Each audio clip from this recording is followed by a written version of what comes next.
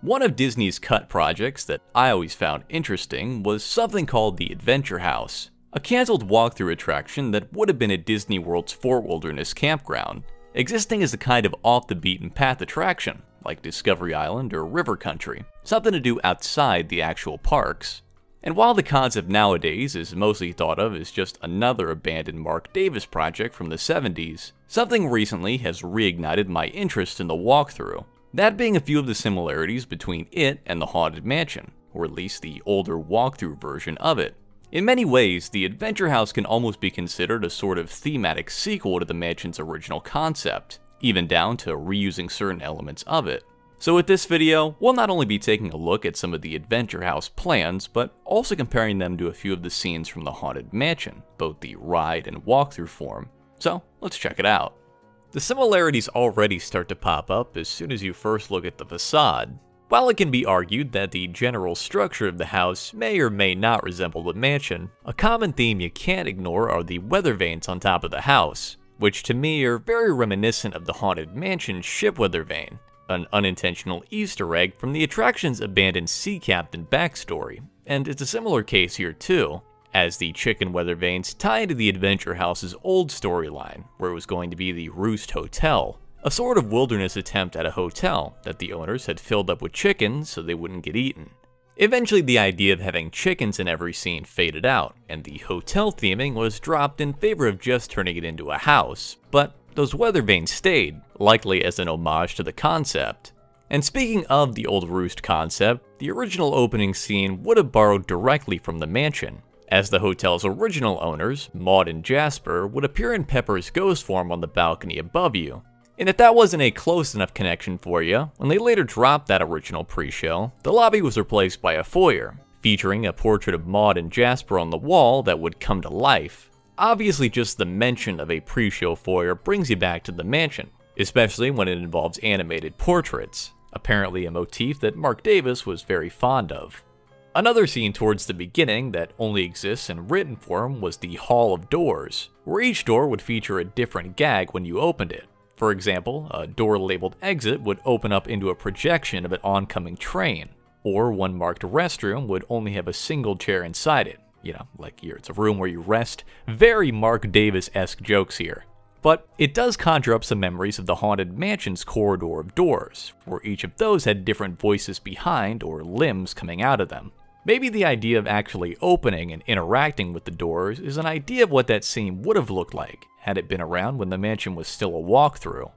Other scenes, like Maud's kitchen, paint a pretty clear picture of the desired effect, which I have to assume is very similar to Marc Davis's cut kitchen scene from the original mansion, where you would walk in and stuff would move around on its own.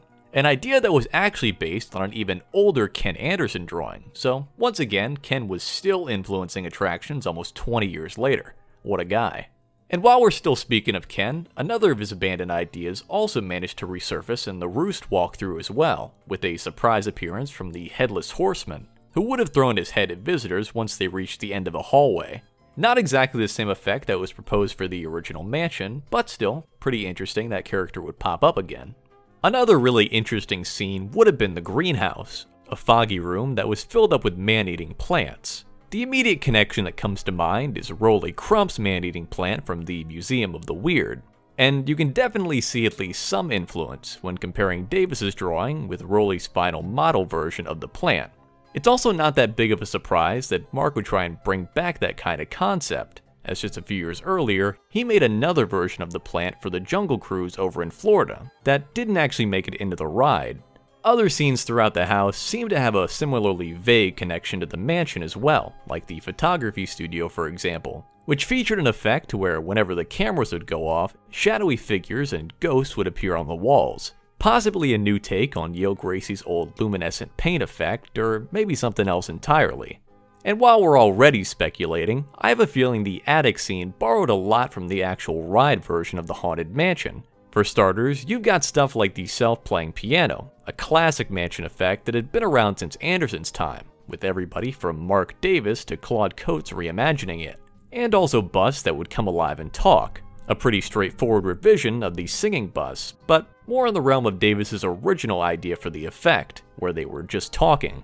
Either that, or maybe it had something to do with an even older idea of his, where the bus would change into something different as the scene went on. Really, it's hard to say from just the one piece of concept art. But if you want a real solid connection to the mansion, look no further than the house's guest room. A scene where you would walk past a sleeping bear, who's snoring so loudly that the ceiling buckles and expands with each breath. At first glance, it might be hard to tell, but this scene is actually the same effect used in the Haunted Mansion stretching room. Specifically, the Florida version of it, where only the roof moves and the floor stays stationary, which is a pretty interesting twist on the technology, cleverly repurposing it without just copying the effect. As far as the rest of the house goes, it seems like the designers really leaned into the funhouse aspect of it, something they kinda tended to stay away from with the mansion, where you've got stuff like a slanted room with a pool table where the balls seemingly roll uphill, and a shifting room with bookcases on both sides that the books almost slide out of. All this to me kind of reflects the desire towards the end of its development to make the attraction more appealing to kids, almost like an indoor Tom Sawyer Island. Eventually though, the Adventure House concept was abandoned outright by the late 1970s, likely due to the fact that Disney was busy making plans for Epcot Center, their newest park, which also probably cut down the want for attractions outside the parks since they were just about to open a new one. Even still, it's interesting to imagine what the attraction would have been like, and how it might have further separated from the mansion had Davis and his team been given a chance to take it in a new direction.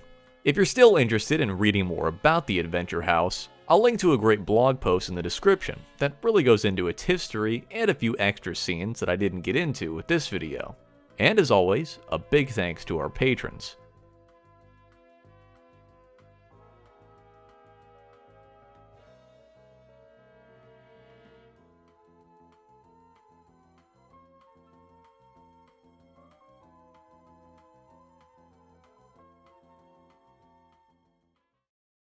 It's woodsy, it's outdoorsy, it has indoor plumbing, but there does seem to be one thing missing: bears.